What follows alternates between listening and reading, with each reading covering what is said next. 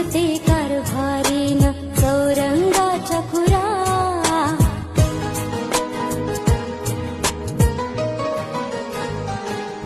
नाव गणाचं गोंदायचं आणि सुखानं नांदायचं.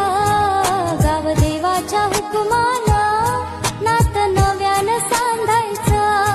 भेट दिली ही गाव देवानं, भेट दिली